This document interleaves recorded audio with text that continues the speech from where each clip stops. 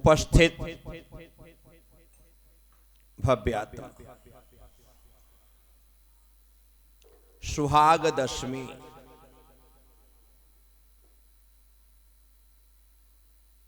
जैनों का करवा चौथ।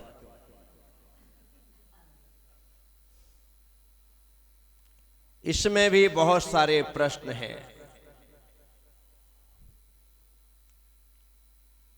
कि सुहाग दशमी का उपवास महिलाओं को करना चाहिए या नहीं, इसके क्या आगम प्रमाण हैं, कहाँ तक यह उपयुक्त है। इस तरह के बहुत से प्रश्न समाज में साधु संतों से पूछे जाते हैं और सभी लोग अपनी अपनी तरह से जवाब भी देते हैं। बात व्रत की है और व्रत जो है वह जैन परंपरा में करणीय है, करना चाहिए। सुहाग दशमी का दूसरा नाम अक्षय दशमी, यह अक्षय पद को देने वाला है, इस कारण से यह व्रत करना चाहिए। एक पतिव्रता स्त्री का सौभाग्य यही है कि वह अपनी पति की उम्र तक जीवित रहे और यदि मृत्यु हो तो पति से पहले हो, ताकि वह सौभाग्यवती रूप में ही संसार से विदा। इसीलिए हर व्यक्ति चाहता है कि मैं सौभाग्यशाली रहूं, हर स्त्री यही चाहती है। और अक्षय दशमी का मतलब यही है कि मेरा जो जीवन है वह अक्षय हो, अखंड हो, पूर्ण हो। मेरे पति का जीवन है वह अक्षय हो, अखंड हो, पूर्ण हो। इसी एकमात्र भावना से भर करके यह व्रत किया जाता है।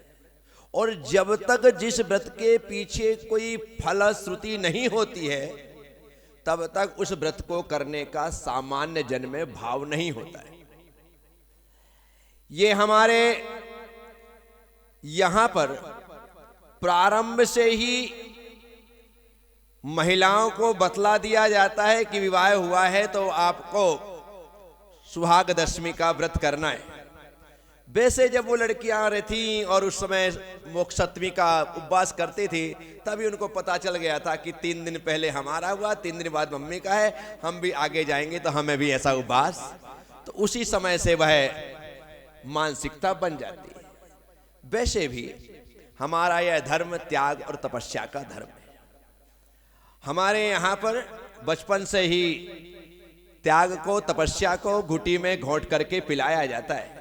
हमारा प्रयास रहता है, हमारी बेटी 5 साल की है, 6 साल की है, 7 साल की है, 8 साल की है, कोशिश करेंगे कि भाई इसका उपवास प्रारंभ हो जाए और ये मोक्ष सप्तमी का उपवास प्रारंभ कर। ये हमारे यहाँ की बस इसी उद्देश्य के साथ ये सुहाग दशमी का व्रत है।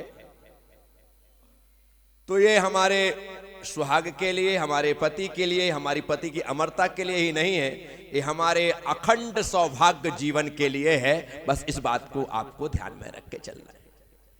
इसकी कथा बड़ी प्यारी है, सुनने जैसी है। एक सेठ और सेठानी किसी नगर में बड़े आनंद के साथ अपना जीवन जी रहे थे। आनंद सब प्रकार से था, यदि कमी थी और दुख था तो संतान नहीं थी। और दाम्पत्य जीवन को प्राप्त करने के बाद यदि संतान सुख ना मिले तो ये सबसे बड़ा दुख होता है। एक दिन सेठानी अपने मकान के ऊपर खिड़की पर खड़ी हुई थी कि सड़क पर झाड़ू लगाने वाली मेहतरानी ने सेठानी को देखा और जैसे ही सेठानी को देखा उसने साड़ी के पल्लू से अपना मुंह ढक लिया। यह दृश्य सेठानी ने देख लिया, मैतरानी ने सेठानी को देख लिया। सेठानी को लगा कि आखिर इसने ऐसा क्यों किया, तो उसने हाथ के इशारे से अपने पास बुलाया। अब सेठानी बुलाए तो जाना पड़ेगा।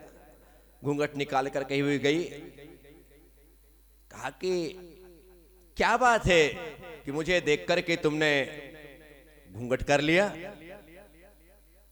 तब मैतरानी ने कहा, बहन बुरा मत मानना, ऐसा कहा जाता है कि सुबह सुबह बांझ स्त्री का मुंह नहीं देखना चाहिए, और तुम्हारी संतान नहीं है, इस कारण से मैंने ऐसा मुंह कर लिया। मैतरानी की बात सेठानी को भीतर तक चुभ गई। वह अपने पति के पास जाकर के कहती है, कुछ भी हो मुझे संतान चाहिए, भली वह मृत संतान प्राप्त हो, कम से कम मेरे ऊपर से यह बांझ होने का कलंक तो समाप्त हो जाएगा। सेठ जी ने कहा कि चिंता मत कर, भगवान के घर देर है अंधेर नहीं है। हमने इतने पाप नहीं किए कि हमारे घर में संतान ना हो। विलंब योग होगा, देर से होगी, लेकिन होगी जरूर। हाँ बस कुछ भी हो, मैंने कह दिया मुझे संतान चाहिए। ठीक है। उसी नगर में एक दिन किसी संत का आना हुआ। उनकी ख्याति सुन करके सेठ उनके पास पहुंचे, जाकर के हाथ जोड़ा, निवेदन किया, अपनी वेदनाएं, अपनी परेशानी, अपनी समस्या उनके चरणों में रखी।